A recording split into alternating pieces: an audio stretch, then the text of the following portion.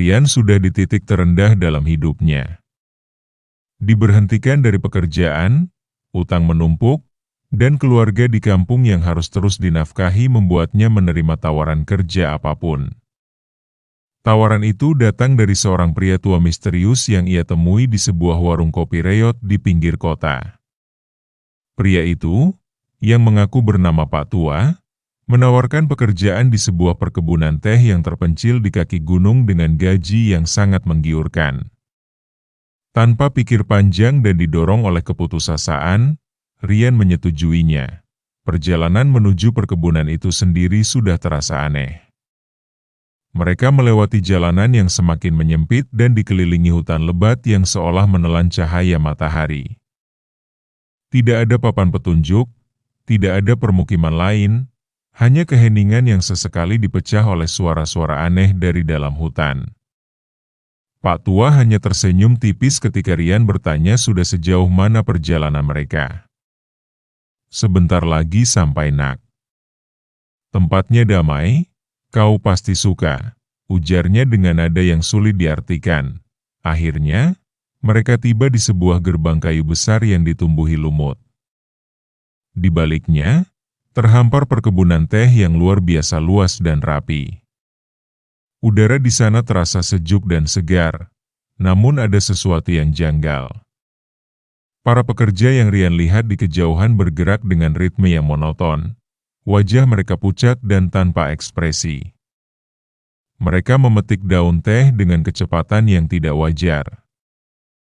Seolah mesin yang tak kenal lelah. Rian mencoba menyapa beberapa dari mereka, tetapi tidak ada yang menoleh atau merespons. Mereka seakan berada di dunia mereka sendiri. Pak Tua menjelaskan bahwa para pekerja di sini sangat berdedikasi. Rian ditempatkan di sebuah pondok sederhana namun bersih di pinggir perkebunan. Anehnya, meski ada beberapa pondok lain, Rian tidak pernah melihat penghuninya keluar atau masuk. Malam pertama, Rian tidak bisa tidur nyenyak. Dari jendela kamarnya, ia bisa melihat para pekerja itu masih berada di perkebunan, terus memetik daun teh di bawah cahaya bulan yang pucat. Gerakan mereka tetap sama, tanpa henti, seolah tidak membutuhkan istirahat. Suara siulan-siulan lirih terdengar dari kejauhan, melodi yang indah namun terasa begitu melankolis dan menyeramkan di tengah keheningan malam. Rian mulai merasa ada yang tidak beres dengan tempat ini. Hari pertama Rian bekerja dimulai sebelum fajar menyingsing. Pak Tua memberinya sebuah keranjang dan menunjukkan area tempat ia harus memetik. Pekerjaan itu sendiri tidak sulit, tetapi suasana di sekitarnya yang membuat bulu kuduk berdiri. Para pekerja lain masih sama seperti kemarin, diam seribu bahasa dengan tatapan kosong. Mereka tidak pernah berbicara satu sama lain, tidak minum, dan tampaknya tidak pernah merasa lelah. Ketika Rian mencoba memulai percakapan dengan seorang pria di sebelahnya, pria itu hanya menatapnya sekilas dengan mata yang cekung sebelum kembali fokus pada pekerjaannya. Ada beberapa peraturan aneh yang harus ditaati. Pertama, dilarang berbicara tentang dunia luar. Kedua, jangan pernah menolak makanan yang disajikan. Dan yang paling aneh, jangan pernah mencoba meninggalkan area perkebunan setelah matahari terbenam. Pak Tua mengatakan peraturan itu demi keharmonisan di perkebunan. Makanan selalu disajikan 3 kali sehari di sebuah pendopo besar. Menunya selalu sama, nasi dengan lauk pauk yang tampak lezat dan beraroma harum. Namun, setiap kali selesai makan, Rian merasa energinya pulih secara tidak wajar, membuatnya bisa bekerja berjam-jam tanpa henti. Ia sadar tidak pernah melihat bahan makanan atau proses memasaknya. Makanan itu seolah muncul begitu saja. Suatu sore, saat hari menjelang maghrib, Rian mencium aroma masakan yang sangat harum. Mirip dengan aroma samba dewa yang pernah diceritakan neneknya, sebuah masakan yang konon menjadi pertanda kehadiran makhluk halus. Aroma itu seolah memanggilnya, menariknya untuk masuk lebih dalam ke area hutan di pinggir perkebunan. Ia mengikuti aroma itu, melanggar salah satu aturan tak terucap untuk tidak mendekati hutan. Semakin dalam ia melangkah, suasana semakin aneh. Pepohonan tampak lebih rapat dan suara siulan yang biasa ia dengar di malam hari kini terdengar lebih jelas. Tiba-tiba, ia melihat sebuah perkampungan kecil yang ramai di antara pepohonan. Warga di sana berpakaian indah gaya Nusantara kuno dan tampak bahagia. Seorang gadis cantik dengan senyum menawan menawarinya minuman. Namun, sebelum Rian sempat menerimanya, ia teringat peringatan Pak Tua. Sesuatu dalam dirinya berteriak untuk lari. Dengan sekuat tenaga, ia berbalik dan berlari kembali ke perkebunan. Jantungnya berdebar kencang. Ia yakin baru saja melihat perkampungan Bunian, makhluk halus yang menurut legenda mendiami hutan-hutan terpencil. Sejak kejadian di tepi hutan itu, Rian semakin yakin bahwa ia tidak sedang bekerja untuk manusia biasa. Para pekerja pucat, peraturan aneh, dan makanan misterius, semuanya adalah bagian dari dunia yang tidak seharusnya ia masuki.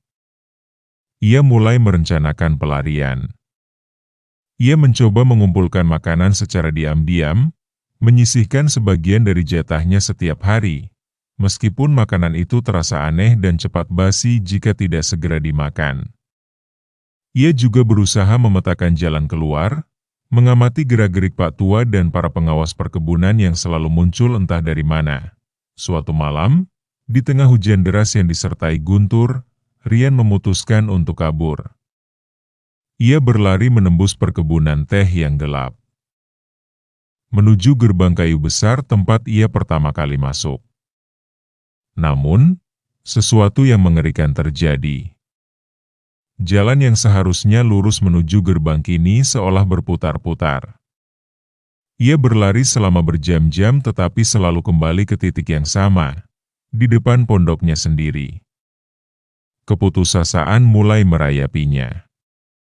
Dari kejauhan, ia bisa melihat para pekerja lain, tidak terpengaruh oleh hujan, tetap memetik daun teh dengan gerakan monoton mereka. Cahaya bulan yang menembus awan menyinari wajah-wajah mereka yang pucat pasi, dan untuk pertama kalinya, Rian menyadari sesuatu yang mengerikan. Mereka tidak memiliki lekukan vertikal di antara pangkal hidung dan bibir atas mereka, sebuah ciri yang menurut mitos dimiliki oleh orang Bunian. Tiba-tiba, Pak Tua sudah berdiri di hadapannya, seolah muncul dari balik tirai hujan. Wajahnya tidak lagi ramah, matanya memancarkan cahaya dingin yang tidak manusiawi. "Mau kemana, Nak?" tanyanya dengan suara yang bergema. "Kontrak kerjamu belum selesai." Di belakang Pak Tua, puluhan sosok penghuni perkampungan Bunian yang ia lihat di hutan muncul, mengepungnya. Wajah mereka yang tadinya tampak ramah kini berubah menjadi seringai mengerikan. Rian sadar ia telah terperangkap. Perkebunan ini bukanlah tempat di dunianya. Ini adalah sebuah dimensi lain yang diciptakan oleh para Bunian untuk menjebak manusia. Mereka memanipulasi ruang dan waktu, membuat setiap usaha pelarian menjadi sia-sia. Rian jatuh berlutut, tenaganya habis, ia tahu tidak ada jalan keluar. Rian tidak pernah mencoba kabur lagi. Semangatnya telah patah, harapannya telah padam. Ia kini menjadi seperti para pekerja lainnya, bagian dari mesin kerja tak bernyawa di perkebunan Bunian. Setiap hari ia bangun, bekerja tanpa henti, dan memakan makanan aneh yang membuatnya lupa akan rasa lelah. Ingatannya tentang dunia luar, tentang keluarganya, perlahan mulai memudar, digantikan oleh rutinitas memetik daun teh yang tak berkesudahan. Waktu di tempat itu terasa berjalan berbeda, terkadang terasa begitu cepat, terkadang terasa seolah berhenti sama sekali. Ia tidak lagi menghitung hari atau minggu. Ia mulai melihat realitas yang sebenarnya dari perkebunan itu.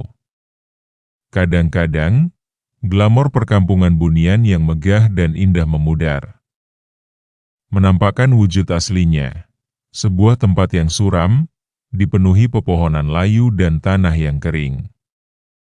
Para pekerja yang tampak seperti manusia di sekelilingnya sesekali berubah wujud menjadi makhluk-makhluk pucat dengan mata kosong yang menyala. Mereka adalah jiwa-jiwa manusia lain yang terjebak, sama sepertinya, terikat oleh perjanjian tak terlihat untuk bekerja selamanya.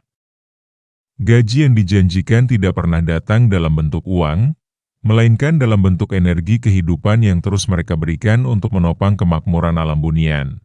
Tahun-tahun berlalu dalam sekejap mata yang terasa seperti satu hari panjang.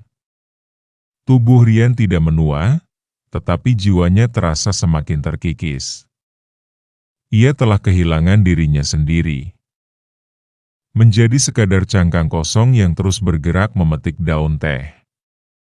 Suatu hari, seorang pekerja baru datang, seorang pemuda dengan mata penuh keputusasaan yang sama seperti Rian dahulu. Pemuda itu mencoba berbicara dengannya, bertanya tentang tempat aneh itu. Rian hanya menatapnya dengan tatapan kosong yang sama seperti para pekerja lain ketika ia pertama kali tiba, sebelum akhirnya berbalik dan kembali ke barisan pohon teh. Ia tidak bisa memperingatkannya, ia tidak bisa melakukan apa-apa. Ia tahu pemuda itu akan mengalami nasib yang sama. Ia akan bekerja di sana, di perkebunan bunian yang tersesat di antara dua dunia, sampai jiwanya benar-benar habis. Bekerja sampai mati, dan bahkan setelah kematian pun, ia tidak akan pernah benar-benar pergi.